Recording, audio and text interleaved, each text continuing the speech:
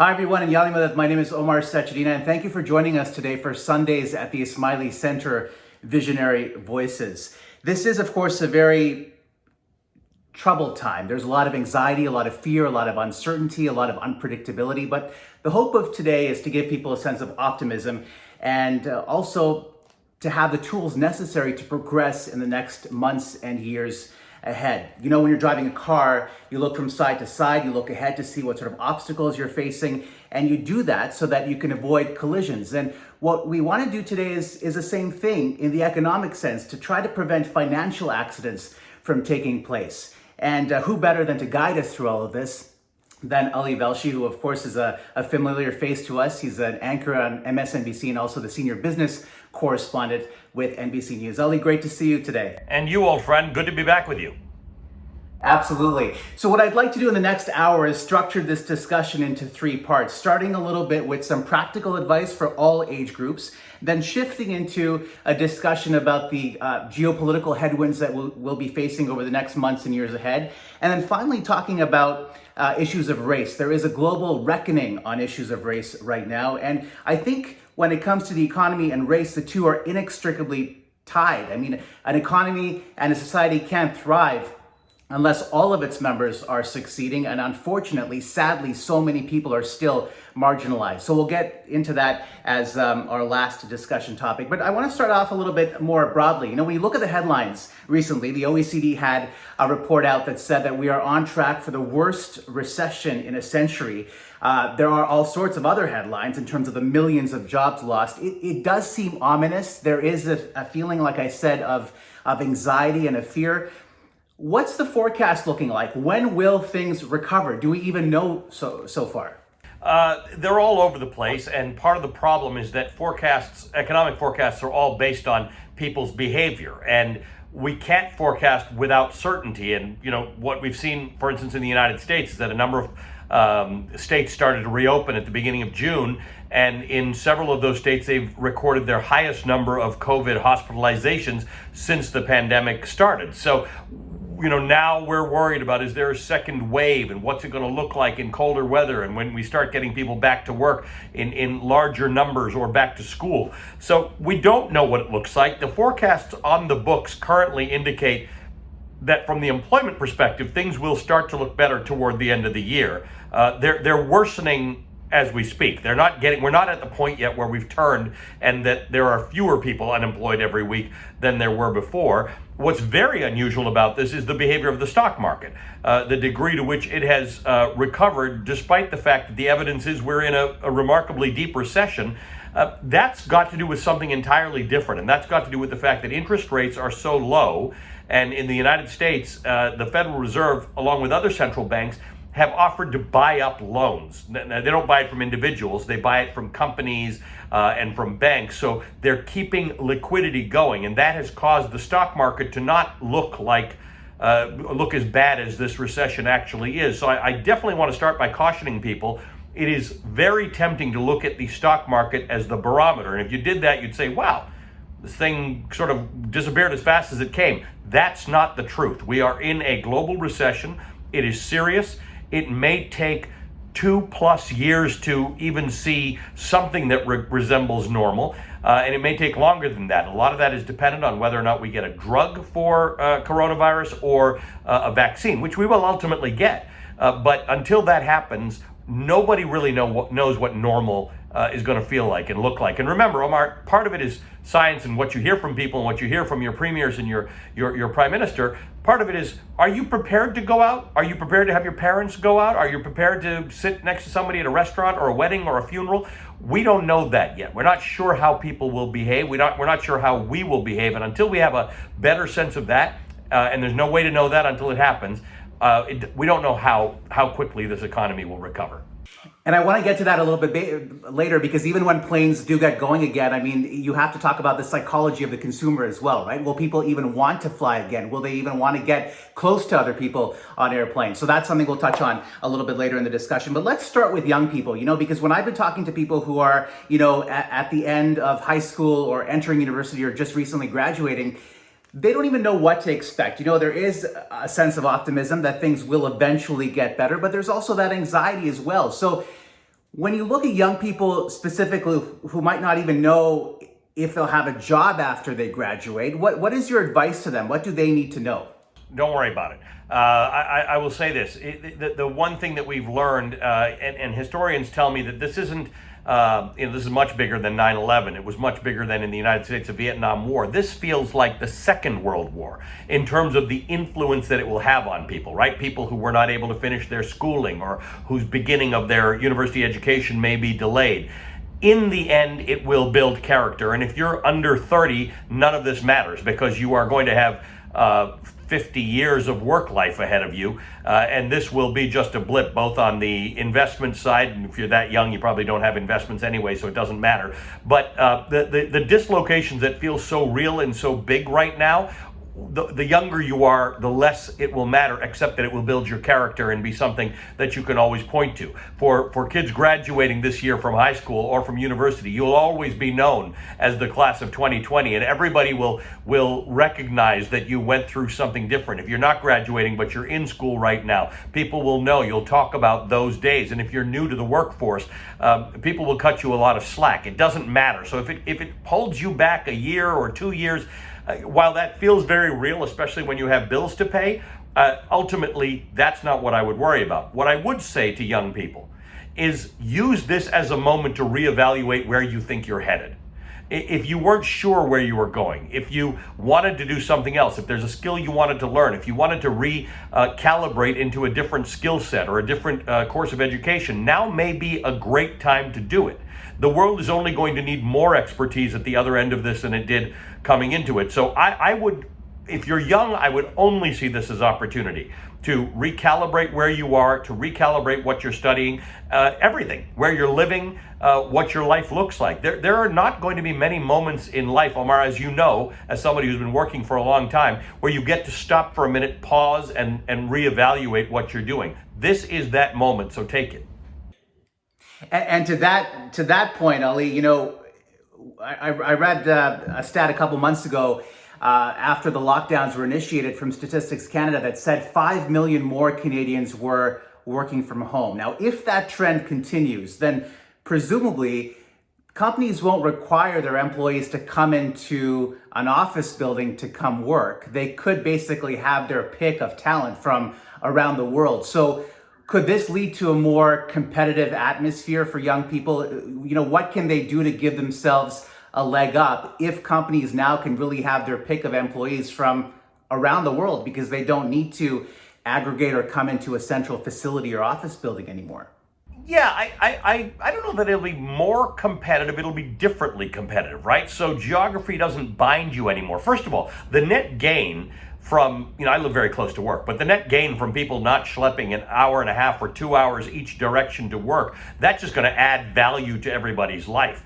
Then the idea that, hey, I can be in this profession, but I don't have to necessarily live near my job. I can live in a place where I can pay less rent or a lower mortgage and have a better quality of life, or live with my loved one, or my loved one and I can have jobs in different cities.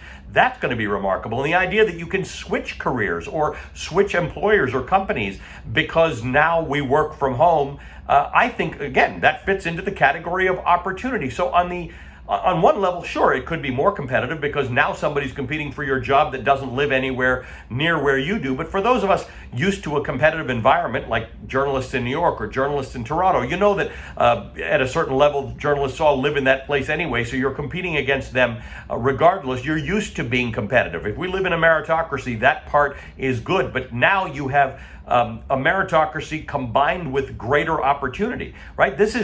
Remember when they first started teaching courses online, and to some people, it really made a difference because they couldn't be at a university, or they couldn't give up their home life, or they couldn't have somebody take care of their kids. Think about this that way, that this has now opened up all sorts of opportunities that you otherwise could only have thought about if you moved somewhere. Now that's no longer the case. I think, again, you should rethink your career and what you're doing through that lens and say, from my home, where I am, where can I now work and what can I do? And I think if you think about it that way, it'll feel more like opportunity than disadvantage.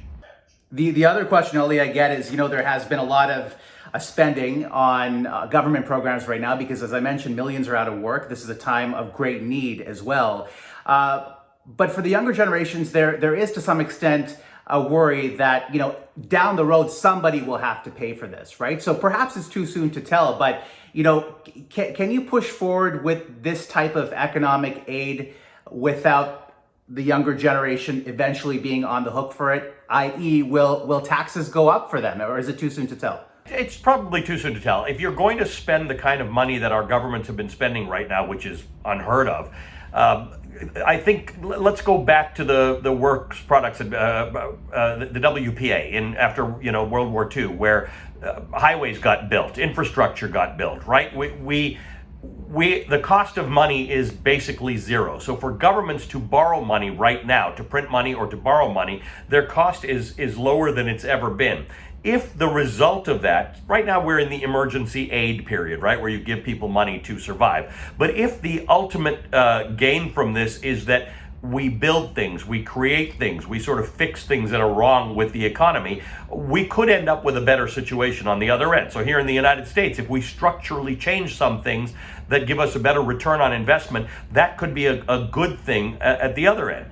I would say that the better gain for young people right now is that the world is realizing that the excuse for not fixing things that were broken has been that it's expensive and it's hard to do. Well, now everything we're doing is expensive and it's really hard to do. So people are in a mindset of repairing. So the one thing that our younger generation was going to really bear as a burden was the consequence of climate change. And now people are realizing, hey, just because I can't see it doesn't mean it's there, right? Because this virus, nobody can see it.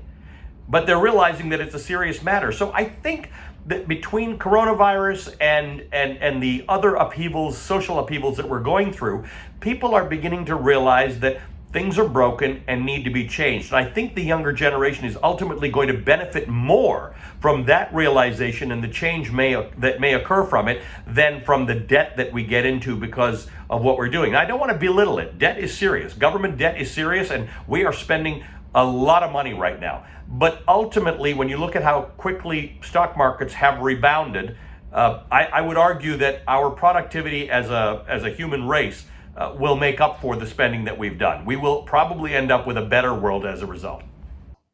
Let's move on to the next age category. And this is an interesting one because there's so much of life that happens in this time period, right? People are getting married, they're having children, they're considering buying their first house. That's on one end. And on the other end, people are sort of beginning to think about retirement. How can they start, making sure that the wealth that they've amassed in their 30 or 40 years of work, they can now enjoy. So it's a bit complicated is what I'm getting at. And I know it's quite nuanced, but what is your suggestion to that grouping of people? Let's start off with housing and real estate. Should people be purchasing right now, or does it depend on the city? The big lens that you should start with is diversification, right? Regardless of whether you're talking about housing and real estate or stocks or your job. Diversification. And to a lot of people, that means entering your stuff into a computer and talking about your risk and having it tell you what you should invest in. But I'm talking about this much more broadly. Are you diversified in terms of your family, where you live, what influences you are susceptible to, geographically diverse? For instance, we've seen a bit of a recovery in the price of oil, a fairly significant recovery in the price of oil. But for those people living in Alberta or those people living in Texas, that's a big deal because now you've seen your stocks suffer, you've seen your property value stuff suffer, and your job is somehow tied into the oil industry, even if you're a pharmacist or an accountant or a lawyer. So look at diversity from a holistic perspective, first of all. Is your family diversified? Then start to say, are you diversified in terms of where you have property and your investments? So if you own property in Calgary, you might want to make sure that you're not overly exposed to the oil sector in your financial investments. So even if you do a risk tolerance questionnaire and it tells you should have this much in large cap stocks and this much in small cap stocks, you may need to readjust that to say, well, hold on, I'm overly exposed to the oil sector because I live in Alberta or because I'm employed in a profession that benefits from people who have made their money in the oil sector. Then you look at your stocks and you diversify.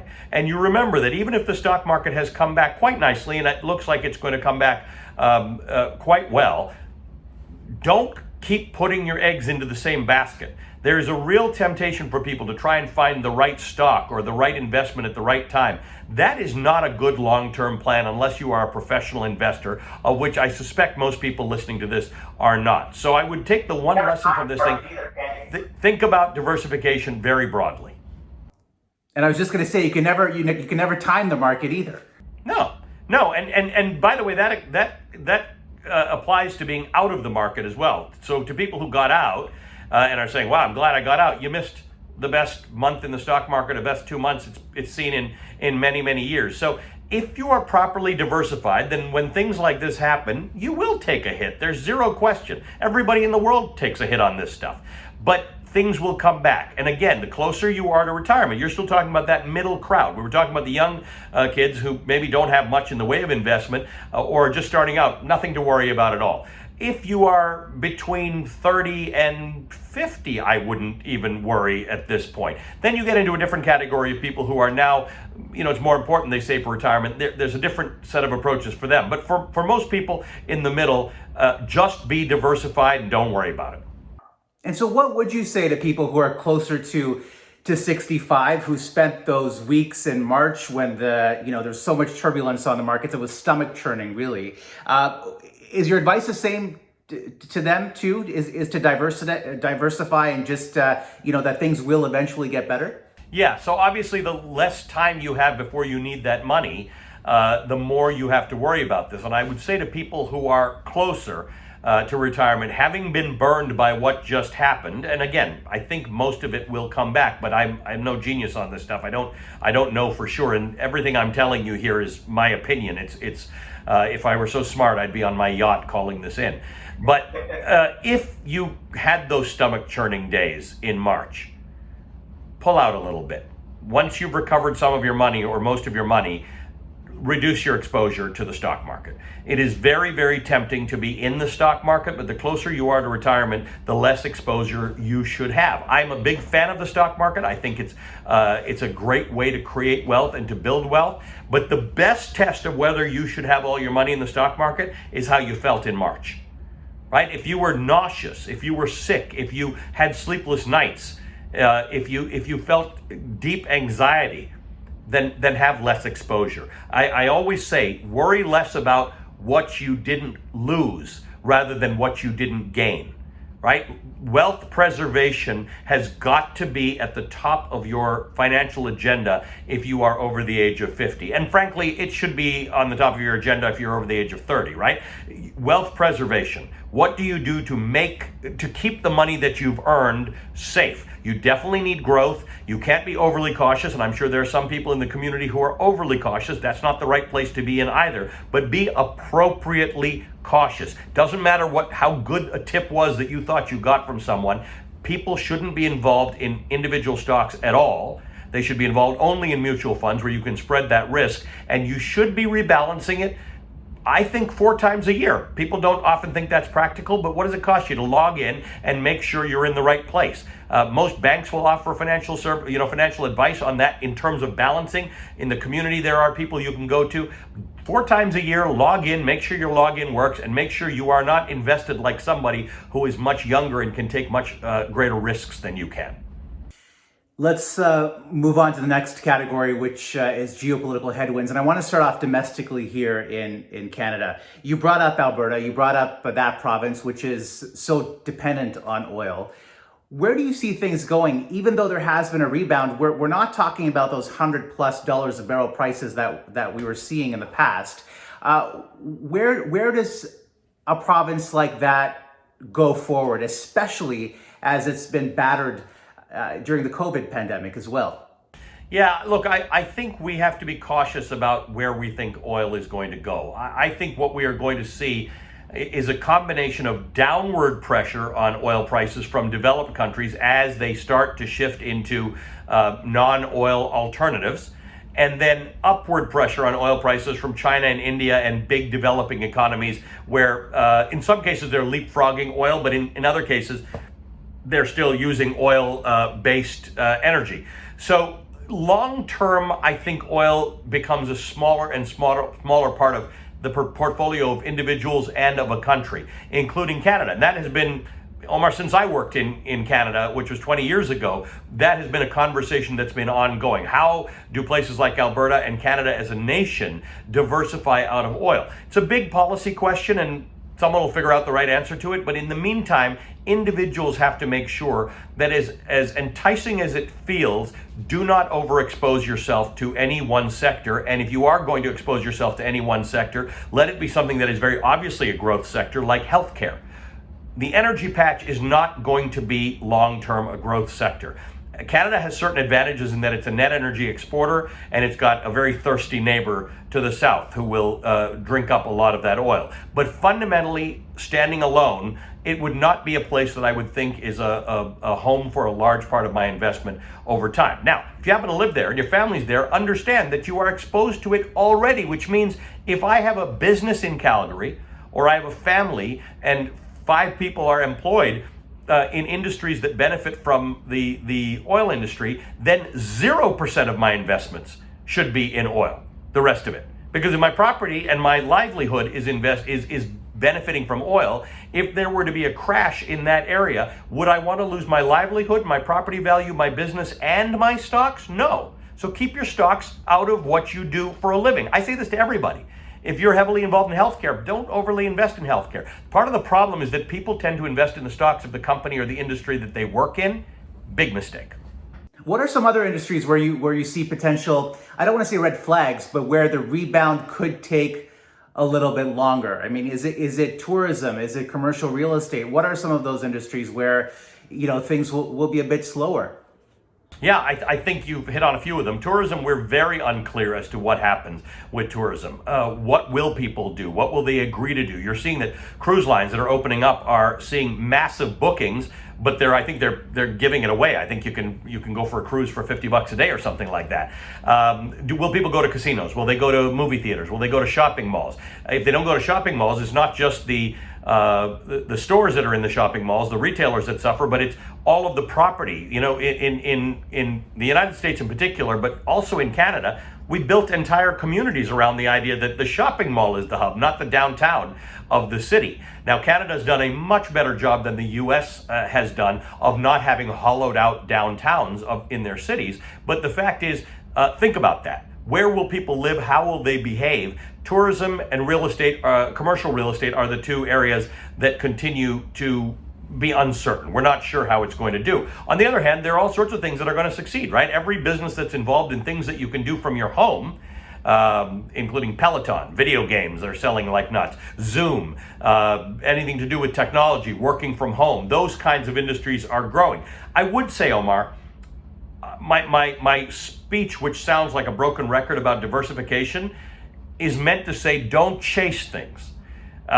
Be diversified, edge into things that you think are going to be good. This isn't a moment to back up the truck on any one particular industry, right? The things that were growing before are still growing. For instance, healthcare. We have aging populations.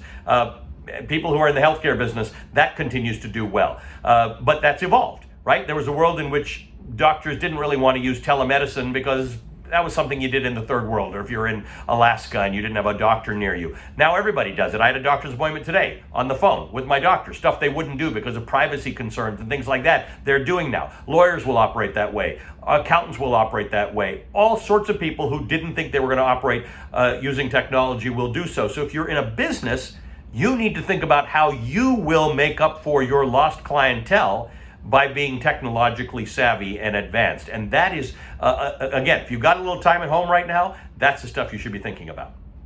All right, I was just going to ask you about those industries that have potential, and you've touched on that, so that's good. Let's talk a little bit about the Canada-US relationship, particularly from the lens of the election that's coming up in just a few months' time in November.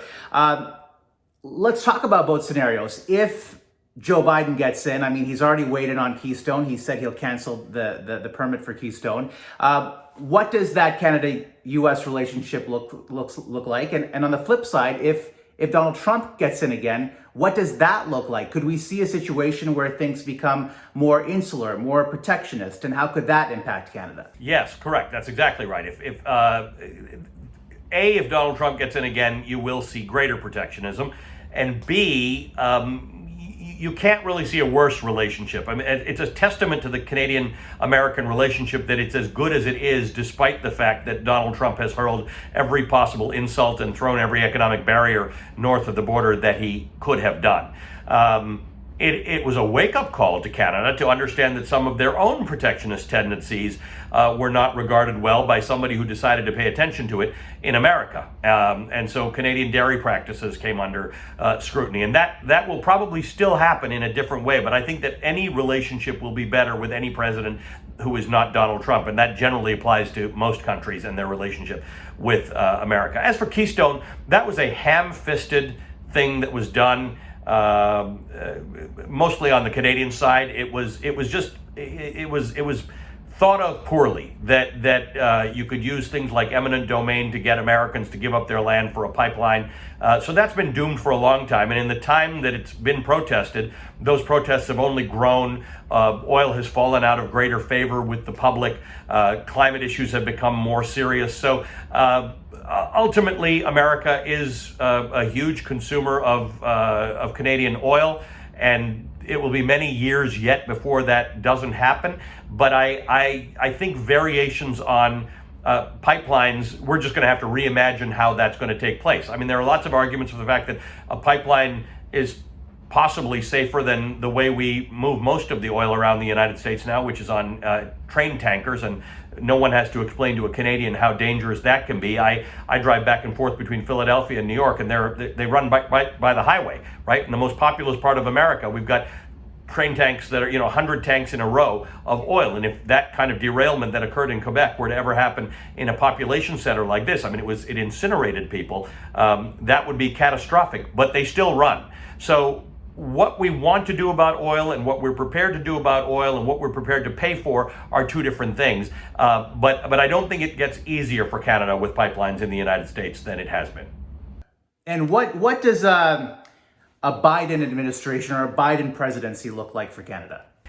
Generally speaking, I think that there's so much to fix here in the United States that a Biden presidency is going to look like one where they put out all the fires that are not local or that do not have to be had. Obviously, dealing with trade issues with China is more complicated. Obviously, dealing with Russia is more complicated. Obviously, getting the Iran deal back on track is going to be complicated. But I think the first thing that administration is going to do is say, hey, where we have allies and we don't have fights that need to happen, let's put those fights out. I think you'll see an immediate reset and probably a reversion to the fact that a president on their first trip probably comes to Canada, or at least one of the early trips. I think you'll see a very, very different relationship between Canada and the United States on a security level, on a trade level, and just generally. I will say this, I'm fascinated by the degree to which Canada has managed to hold its tongue and maintain a good relationship with the United States. Part of that is the business imperative, that Canada and the United States are massive trading partners, and some of the nonsense that has been spoken about can't really come to pass. But some of it is a testament to Canadian leadership that I think figured out, as a lot of American CEOs did early in the Trump administration, that you can tweet back and forth and you can fight this battle, but he's got more time to fight it than you do. And if you've got a country to run, you should better just run the country and not fight with Donald Trump. It is, after all about the fine art of diplomacy. Ali, globally, what are we supposed to look out for? I mean, is there a country or a handful of countries that could impact Canada more than others? I mean, you already brought up China. No, I think, I have to tell you, having covered the coronavirus from my home for several months and having gone out into the streets in the last few weeks because of the unrest that we've seen, I'm strangely optimistic. I'm optimistic that America and the world at large is really understanding social and economic injustice. And what I have seen in the last 3 months with coronavirus has been really interesting insofar as it has been an outpouring of how people share and their common experience and the strength of the human spirit. And if we can bottle that, if we can take that goodness and say that we live in peril, at any given time, bad things can happen to us, and they're not the bad things that you were thinking about a year ago. They're entirely different bad things. But if we can pull together at these times and really be our brother's keeper, and this is a test not just of our governments and not just about their ability to interact with each other, which has been a little bit poor recently, but about people's ability to maintain their civil structure around them and create prosperity or maintain prosperity around them. I actually think what we've seen is the best of humanity in the last 3 months. So I'm sort of inspired by the idea that last time we had an election here in the United States, the presidential election, where people could have lost hope, what they did is it spurred them to action. It spurred young people to run for political office, to make change. And that we saw some of that in the 2018 midterm elections in the United States. And I think that's what we're seeing now. What we're seeing outside in the streets every night, whether it's at 7 p.m. here in Manhattan, where people open up and clap for the first responders who are out there risking their health to keep the economy going, or whether it's these marches, these protests that we are seeing that are remarkably noble. I actually think we're finally seeing the best of humanity after the best of humanity seeming to have taken a break for a few years. I think you're so right. I mean, when you look at the outpouring of support and also of unity that we've seen throughout these times, it's been heartwarming, it's been spontaneous, and it really reminds us that, no matter how difficult things are, humans will always find a way to, stick together and exhibit that sense of resiliency and that ability to adapt. But I'm going to play devil's advocate. Is there a danger if fewer people are traveling because they just don't have the means anymore, or because countries are more restricted, that because people are not exposing themselves to other cultures, other ways of life, it could decrease our understanding of how other people live and create more schisms? Well, it could, but we're doing this, right? Which we didn't do. I had never prior to 3 months ago been invited to do a Zoom webinar. I'd been on Zoom probably 5 times in my entire life prior to coronavirus, and it was for meetings. And now we have no barrier to being in touch with people around the world. Whether we will act on that instinct or not is a good question, but we should. And I think the thing to remember is that this does open up new avenues for us, right? The threat to humanity right now, and through the course of my career, there have been different threats. But I think the threat right now is this populism, this nativist threat, which comes from the idea that prosperity is at risk for people. The average working person feels that they watch TV and they see people getting richer every year, but they're not necessarily. Their wages are not increasing that way. There's this real big rift between the rich and the poor in terms of income and wealth. And that is what feeds the populism. That's what feeds the nationalism, because governments have been able to point to these things, point to other people as who you should be mad at. So they point in America, in the case of the alt-right, the extreme right wing, they point to African Americans who get advantages through affirmative action to get into university. They talk about women who are getting into university at higher rates than men, or Asians, or gays, or whatever the case is. There's this misdirection of legitimate anger about prosperity into being blamed on other people. That's what our threat is. If we don't smarten up about that and realize that actually it's the system that has caused us to become unequal, because it's happening in every country around the world. It can't be the blacks in America or the gays in France. Everybody in the world is suffering the same problem. They're not making what they feel they should be, or maybe they can't make enough to make ends meet, or maybe their minimum wage is too low, or maybe in the United States they don't have health care. That's what the problem is. The problem are policy issues around the world. But as what social media has figured out is that it is way easier for me to figure out what triggers you and feed you that nonsense so you can be mad at someone else, so you're not mad at me as a policymaker. And that's repeated itself around the world. So we have to be smart. Fake news is still the greater threat than the coronavirus is. Fake news is still the greater threat than any of these things we're dealing with, because it's not getting you real answers to why things aren't working the way they should be. Now, what you'll notice, Omar, is in countries like Canada or countries like Northern Europe, where there's a relatively strong safety net, you don't see it the same way you do in America. But you are seeing pockets of this all over the world, and that's the thing that we've got to solve for. And I'm hoping that this setup, this idea that you can talk to anyone anywhere in the world and you can figure it out without traveling there, might actually make things better. You spent some time in Minnesota recently covering the killing and the aftermath of George Floyd's killing, and we've seen what I think has been a tremendous global reckoning on issues of race and also of confronting historical injustices. And I'm wondering where you think this conversation goes from here. How do you create a society where everybody feels as though, you were just mentioning, they are a part of the wealth, that they are part of the success? Because it is really quite, in this day and age, to have a G7 country like the US, like Canada, have significant parts of its population feel as though they're left out. And we've seen this happen over and over again. I mean, George Floyd is the most recent example, but history has shown us that there have been many George Floyds. How do you stop that? And what do you think this movement is all about? Do you think it can actually stop it? So I think there's two opposite things that have to happen. One is what you just addressed, right? How you get people who are not feeling included in either prosperity or social justice or economic justice or policing to feel an equal part of things. But I think maybe the more important issue, and this is writ large, it's the same thing with really all of our economic issues. Those of us who benefit from it have got to own that. We have to, there's this term that a lot of people have been using, privilege.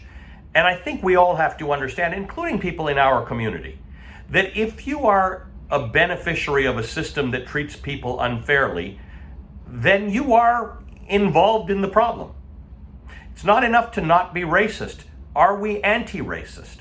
Are we taking stands in favor of justice and fairness and equality?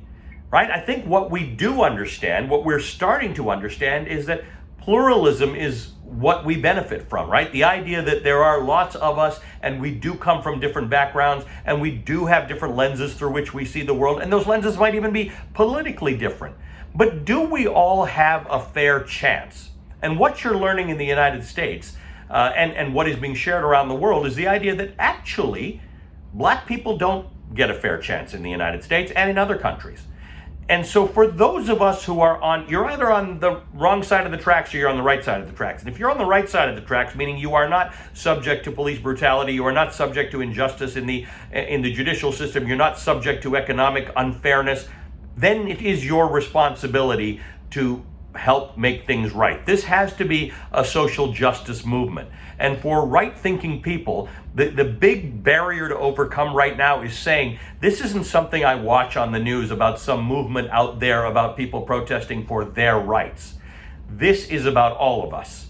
If any of us are in chains, then all of us are in chains. And that is a natural place for us to be in our communities because we've come from places where there's been injustice. We've come from places where there's been racial disparity. We've come from places where people were not treated the same because of the color of their skin. And we know that to be wrong. So this is our moment, no matter who you are and how old you are and what your resources are, to say, what can I do to make injustice less prevalent?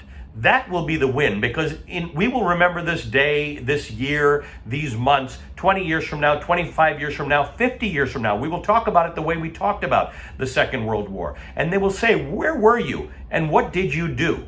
And you want to have a good answer for your kids and your grandchildren and for posterity. And how do you do that? How do you actively condemn racism on a day-to-day level? Aside from protesting, I believe Michelle Obama said in her commencement speech on YouTube a few days ago, she was saying, we have to make sure that this doesn't turn into some kind of, hashtag movement. We have to make sure that people take their passion, their enthusiasm, their anger, their frustration, and they take it to the ballot box, in the American example, in November.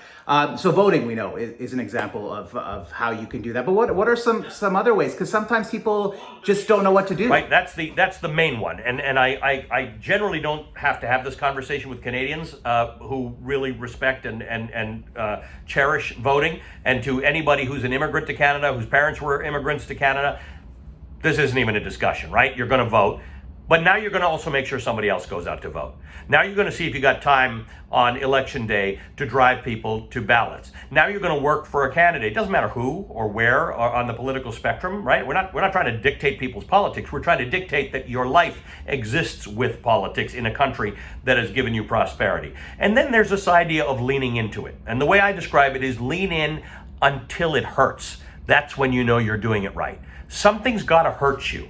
Something's got to be a little bit uncomfortable for you. So in my house in Philadelphia, I hammered in a sign that says Black Lives Matter in a community where all the signs say I support the police. I can hold both thoughts in my mind.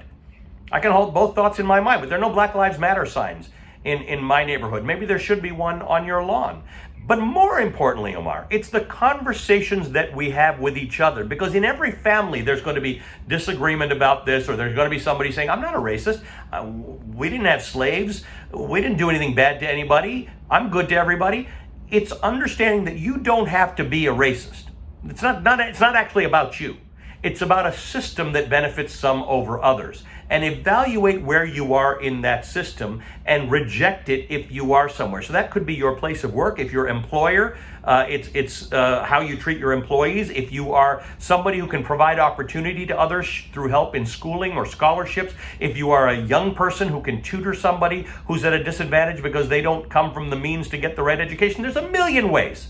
That you can help right injustice. But the biggest thing you can do is recognize it and then lean into it. That's the thing. Do not let this moment go by, because I pray that you never see another moment like this in your life that is this bad and this serious and affects everybody as badly. But it's going to go, and we will have better times.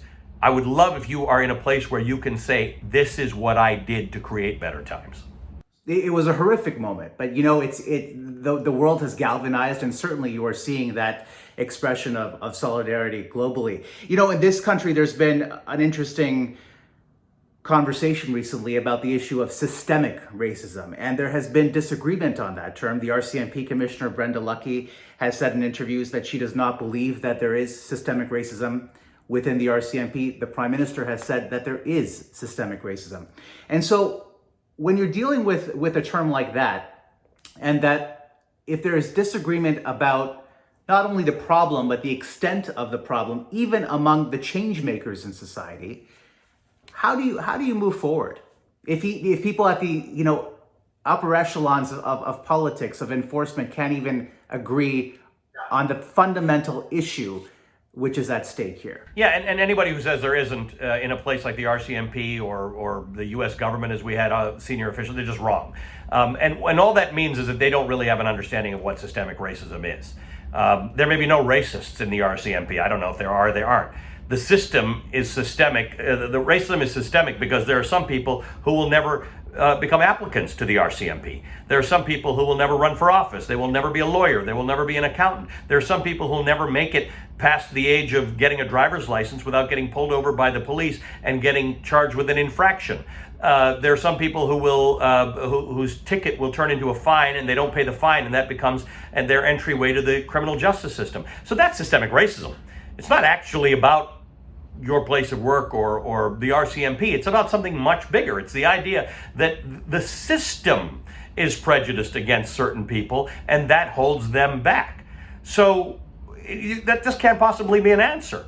Now, what I've done with a lot of my followers on social media is I have a lot of experts on my shows who've really studied these things. And the black condition in America is very different than it is in Canada because of the history of slavery and Jim Crow laws and the Great Migration and things like that. But I asked my followers on social media to post sort of the top 3 books, documentaries, films that people should read who want to get smarter about this. Because a lot of people who are affected by this, who I've talked to in the streets and the protests, say, it's not my job to educate you. And they're right. But there are people who want to be educated. They want to know. So before anybody says there isn't systemic racism, read a few books on what we mean by systemic racism. Up until yesterday, the definition of racism in Merriam-Webster was something that indicated a belief that one race is superior to another race. Right? That's just not a correct definition of racism. Right? Because people can hold it up and say, I don't believe one race is better than another race, so see, I'm not racist. There's no racism. And a young woman from Ferguson, Missouri, who's just graduated from university, emailed them and said, look, I'm tired of people holding this stupid definition of racism up to me. Could you please change it? Within a day, Merriam-Webster writes back to her, you're right, we're changing it. And they're changing the actual definition of racism so that people understand that racism is systemic. It's not about whether you like somebody or you will treat them right. It's whether the system allows them the same opportunities that you have had. And if you get something that somebody else doesn't have, then you are a beneficiary of systemic racism. So if you've never experienced racism in your life or you've never been a racist, that doesn't mean it doesn't exist. The best analogy I heard for this is you don't have to be running on a train to be in motion. You don't have to be a racist to be the beneficiary of a racist system. I know journalists don't like talking about themselves. It's always about the news and staying objective. But I'm going to ask you, have you encountered racism throughout your career? I don't know that I have. I mean, I've encountered sort of low-end racism the way that everybody else does, sometimes on social media and stuff like that. I don't feel that holds any power. So I don't think, to me, the distinction with racism is, does it have any power over people? Can whatever decision you make that's based on racism take away something from someone? So when somebody tweets me a racist comment, doesn't take anything away from me. It takes 2 calories for me to block them or report them. I probably have benefited more from the opposite of racism. And I think that's the beauty of having grown up in Toronto and in Canada. I've had great mentors. I moved to America right after 9/11 in a moment where people seemed to be almost more open to other perspectives than not. So, I don't know. Let me put it this way. I don't know of any instances in which it's held my career back. I've seen basic run-of-the-mill in-the-street racism, like we all have, but I don't feel that it holds me back. I would actually put myself on the side of being a beneficiary of a system that has systemic racism, and somebody who has to do what I just told you about, somebody who has to lean in harder to fight it, because I'm not really at risk, I don't think, of the police pulling me over and charging me for something that I didn't do or not being able to get certain opportunities. And as a member of the media, I'm definitely a person with a much louder voice, a megaphone, than most people. So on balance, I think I'm in a position to fight racism more than have it be something that I'm subject to. What was Minneapolis like for you to have covered that? It was crazy. I've never seen anything like that in the United States. First of all, there were the majority of the protests were peaceful, and the majority of the people in the protests were peaceful. But there were obviously some people who weren't, and so I was covering fires. I was covering the protesters who broke into the police station, and then we got tear gas several times. I got shot with a rubber bullet. Things that I've just never described happening in the United States. But I have gone on my way to remind people in the last couple of weeks that this was a country that was founded not just on protest, and this is not an endorsement of violence, but it was founded on violent protest. And in fact, lots of places were founded on violent protest. But for some reason, when it's African Americans involved in violent protest, it's thuggery and it's looting and it's rioting. I think America has to understand that at some juncture, there have been people who do not feel that the social contract has held up its end with them. And so at some point they think, I'm not really part of your social contract. I'm not part of this whole deal. So the expectations of what I do can't be the same, because I don't get the fair end of the deal. I just get the bad end of the deal. So I think it was remarkable to be right there in Minneapolis at the intersection where this protest was growing, to understand the connection to the larger grievance in American society, and to be able to broadcast that out to the public so that they could see it. Because you can deny racism all the time until you're looking at it. And that video of George Floyd, and I think there are some people who still haven't seen it, and I would never recommend it, because it is about the hardest thing to watch, because you're watching somebody narrate their death. But when you see it, you understand that all your philosophies about whether or not we live in a fair and non-racial society suddenly evaporate. They are horrific images, as I said, and that in some cases indelibly etched in people's minds. It's tough to unsee that once you've seen it. I started off this discussion by promising everybody watching that we wouldn't end on a note of doom and gloom and pessimism, despite what the headlines are saying about the economy and some of those flashpoint issues that we're seeing in society right now. And so In a nutshell, what are some of your final words? I mean, it sounds like you are approaching life and you're looking ahead, you're looking forward with a sense of optimism that despite everything we've been through collectively as a society, there are better days ahead, there are brighter days ahead. Yeah, I'd like to think of this as a new beginning. There aren't many times in life that you get an opportunity for a complete reset. There are people, and I think we have to remember, there are those amongst us who are not privileged enough to look at this as a reset, and it is our job right now in this moment to look after them. Right?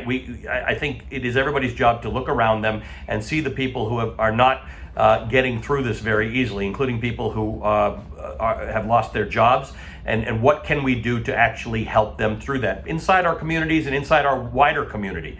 Your neighborhood, your whatever associations you belong to.